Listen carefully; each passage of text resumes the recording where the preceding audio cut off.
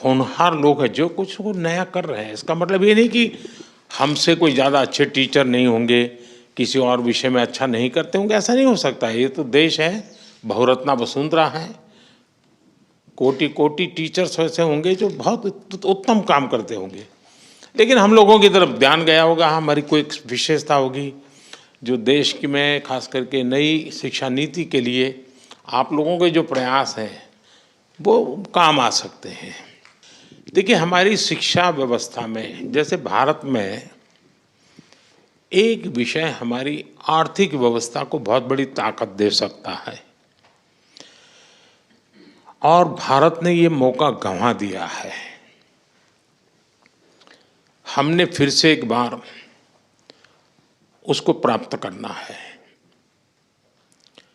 और वो हमारे स्कूलों से शुरू हो सकता है,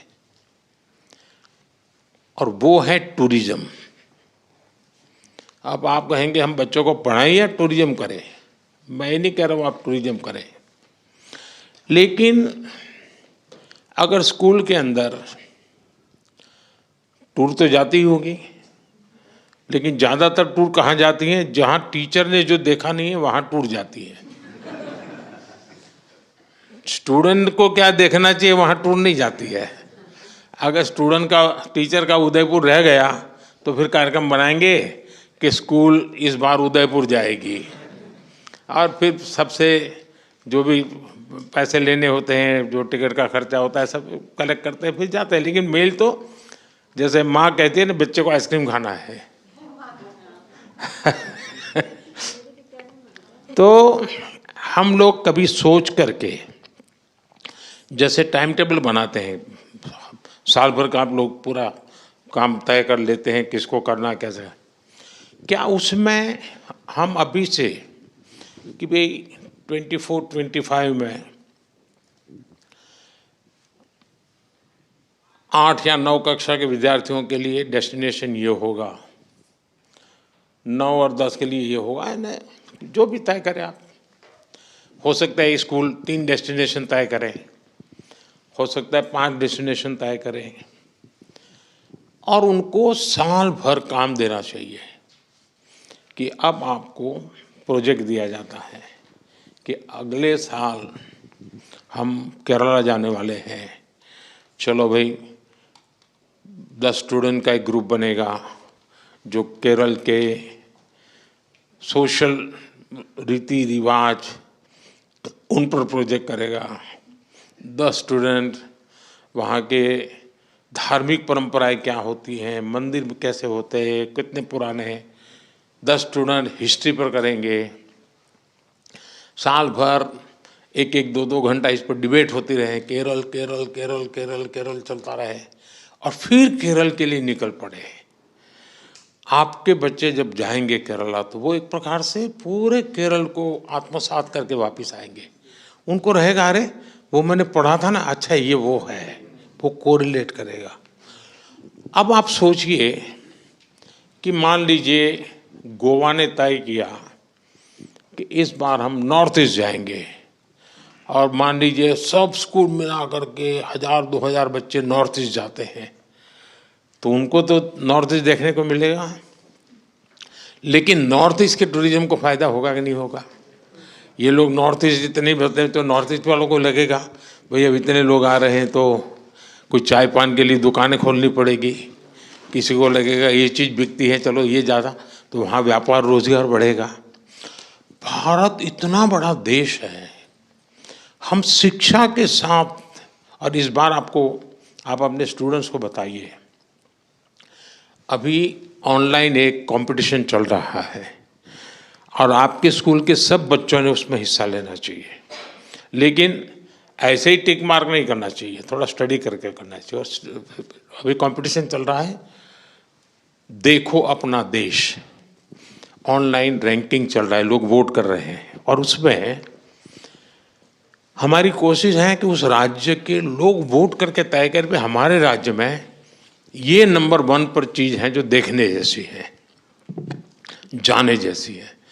एक बार वोटिंग से जो सिलेक्ट होंगे तो सरकार कुछ बजट लगाएगी, वहाँ इंफ्रास्ट्रक्चर तैयार करेगी, और उनको फिर डेवलप करेगी। लेकिन ये टूरिज्म कैसे डेवलप होता है? मुद्दा ये होता है कि पहला मुर्गी की पहले अंडा। कुछ लोगों को कहना है भाई टूरिस्ट नहीं है इसलिए डेवलप नहीं होता है, कुछ लोग कहते हैं कि टूरिस्ट आएंगे तो डेवलप होगा। और इसलिए हम स्टूडेंट से शुरू कर सकते हैं, ऐसे डेस्टिनेशन योजनाबद्ध तरीके से वहाँ जाए, रात्रि को वहाँ मुकाम करें, तो उस स्थान के लोगों को लगेगा कि भाई अब रोजगार की संभावनाएं बनेगी, तो होम स्टे बनने लग जाएंगे, ऑटो रिक्शा वाले आ जाएंगे। यानी अगर हम सिर्फ स्कूल में बैठे बैठे तय करें तो इस देश में 100 टॉप डेस्टिनेशन टूरिज्म के हम 2 साल के अंदर तैयार कर सकते हैं। एक टीचर कितना बड़ा रिवॉल्यूशन ला सकता है, इसका ये उदाहरण है। यानी आप अपनी रोजमर्रा की जिंदगी में स्कूल के रेगुलर काम में करते ही हैं, आपके यहाँ से टूर जाते ही जाते हैं, लेकिन अध्ययन नहीं होता है। जहां जाना है उसका साल भर अध्ययन होगा तो वो शिक्षा का काम हो गया। जाकर के उस जगह पे जाते हैं तो वहां पर इकोनॉमी को लाभ हो सकता है।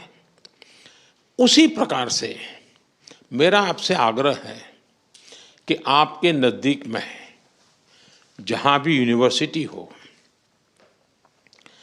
कभी न कभी आपके 8वीं 9वीं कक्षा के बच्चों का उस यूनिवर्सिटी में टूर कराना चाहिए। यूनिवर्सिटी से बात करनी चाहिए भाई हमारे 8वीं कक्षा के बच्चे आज यूनिवर्सिटी देखने आएंगे। मेरा एक नियम था, जब मैं गुजरात में था तो कहीं पर यूनिवर्सिटी में अगर कॉन्वोकेशन में बुलाते थे तो मैं उनसे कहता था भाई मैं आऊँगा जरूर, लेकिन मेरे 50 गेस्ट साथ आएंगे। तो यूनिवर्सिटी को ना रहता नहीं है कौन 50 गेस्ट आएंगे, और जब पॉलिटिशियन कहता है तो उनको लगता है उनके चले चपाटे आने वाले होंगे। फिर मैं कहता था कि यूनिवर्सिटी के 5-7 किलोमीटर रेडियस में कोई सरकारी स्कूल हो जहाँ गरीब बच्चे पढ़ते हो, झुग्गी झोपड़ी के, ऐसे 50 बच्चे मेरे गेस्ट होंगे और उनको आपको फर्स्ट रो में बिठाना पड़ेगा।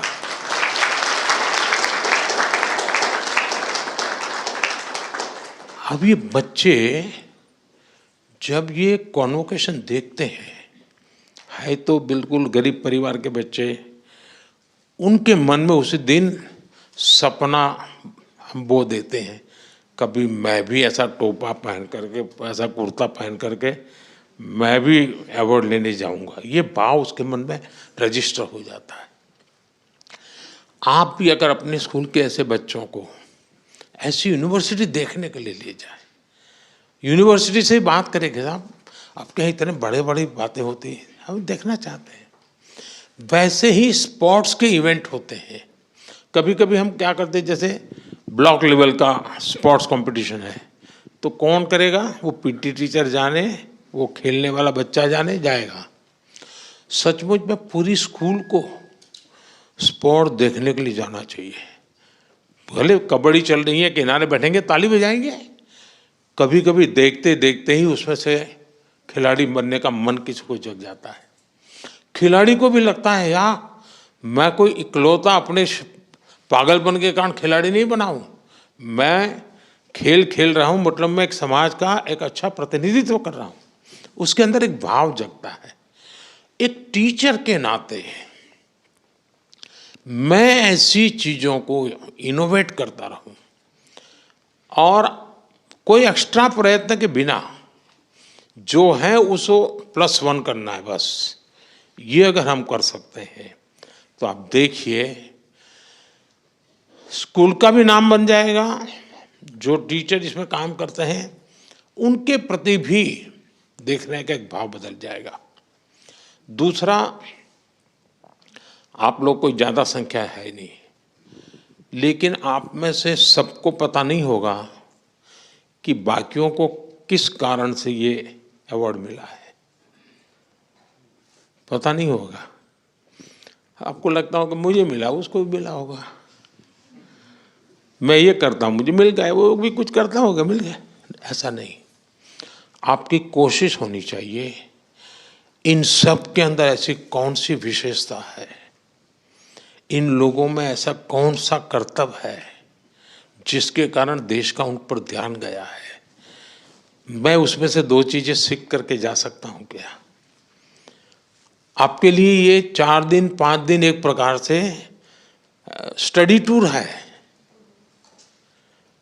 आपका सम्मान गौरव हो रहा है वो तो एक है, लेकिन अपने से, जैसे मैं आप सबसे बात कर रहा हूं, मैं आप लोगों से सीख रहा था, आप लोग कैसे करते हैं जान रहा था।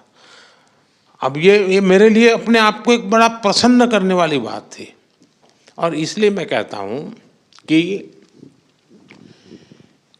आपके जितने साथी हैं, दूसरा किसी जमाने में जब हम छोटे थे तब पत्र मित्र वैसा एक जमाना हुआ करता था, हैं? अब सोशल मीडिया हो गया है तो वो तो दुनिया चली गई, लेकिन क्या आप लोगों का सबका एक व्हाट्सएप ग्रुप बन सकता है? सबका, जो लोग कब से बना है? अच्छा, कल ही बना है, चलिए अच्छा, 8-10 दिन हो गए, मतलब गुड बिगिनिंग है। एक दूसरे से आपने एक्सपीरियंस शेयर करने चाहिए। अब आपको यहाँ कोई तमिलनाडु के टीचर से परिचय हुआ है, आपकी टूर तमिलनाडु जाने वाली है आपकी स्कूल की, अभी से उनको कहिए जरा बताइए, देखिए आपकी कितनी बड़ी ताकत बन जाएगी। आपको कोई मिलेगा, रहे केरल, अरे मैं उसको जानता हूँ, जम्मू कश्मीर, अरे मैं उससे तो परिचित हूँ, आप चिंता मत कीजिए मैं उनको फ़ोन कर देता हूँ। इन चीज़ों का बड़ा प्रभाव होता है। और मैं चाहूँगा कि आप लोगों का एक ऐसा समूह बनना चाहिए जिनको लगना चाहिए यार हम तो एक परिवार के हैं, एक भारत श्रेष्ठ भारत का इससे बड़ा कोई अनुभव नहीं हो सकता। ऐसी छोटी छोटी चीज़ों की अगर तरफ आप ध्यान देते हैं, मुझे पक्का विश्वास है देश की विकास यात्रा में शिक्षक का बहुत बड़ा योगदान होता है। आप भी सुन सुन करके थक गए होंगे, शिक्षक ऐसा होता है, शिक्षक वैसा होता है, फिर आपको भी लगता है ये बंद करे तो अच्छा है? यानी मैं मेरे लिए नहीं कह रहा हूँ, लेकिन शिक्षक की जब वाहवाही चलती है ना, इतनी चलती है, तो फिर आपको भी लगता है यार बहुत हो गया। मुझे भी लगता है कि वाहवाही की जरूरत नहीं है। हम उस विद्यार्थी की तरफ देखें, उस परिवार ने कितने विश्वास के साथ वो बच्चा हमें सुपुर्द किया है। उस परिवार ने हमें इसलिए बच्चा सुपुर्द नहीं किया है कि आप उसको कलम पकड़ना सिखा दें, कंप्यूटर चलाना सिखा दें, इसलिए नहीं दिया है आपको वो बच्चा कि ताकि आप उसको कुछ सिलेबस पढ़ा दें, इसलिए वो अपना एग्जाम में अच्छा रिजल्ट ले आए, सिर्फ इसलिए नहीं भेजा है। माँ बाप को लगता है कि जो हम दे रहे हैं उससे आगे हम ज़्यादा नहीं दे पाएंगे, उसका अगर कोई +1 कर सकता है तो उसका टीचर कर सकता है। और इसलिए बच्चे की जिंदगी में शिक्षा में +1 कौन करेगा? टीचर करेगा। संस्कार में +1 कौन करेगा? टीचर करेगा। उसके हैबिट्स में करेक्शन कौन करेगा? +1 टीचर करेगा। और इसलिए +1 थियरी वाली थी हमारी कोशिश होनी चाहिए, उसके घर से जो मिला है मैं उसमें कुछ ज़्यादा अतिरिक्त जोड़ दूंगा, मेरा उसकी ज़िंदगी में बदलाव लाने में कोई न कोई कंट्रीब्यूशन होगा। अगर ये प्रयास आपकी तरफ से रहे, मुझे विश्वास है कि आप बहुत ही सफलतापूर्वक, और आप अकेले नहीं, सभी शिक्षकों से बात कीजिए, अपने क्षेत्र के, अपने राज्य के शिक्षकों से बात कीजिए, आप लीडरशिप लीजिए और हमारे देश की नई पीढ़ी को तैयार, क्योंकि आज जिन बच्चों को तैयार कर रहे हैं ना, वे जब नौकरी करने योग्य बनेंगे या 25-27 साल की उम्र पर पहुंचेंगे, तब ये देश आज है वैसा नहीं होगा, ये विकसित भारत होगा।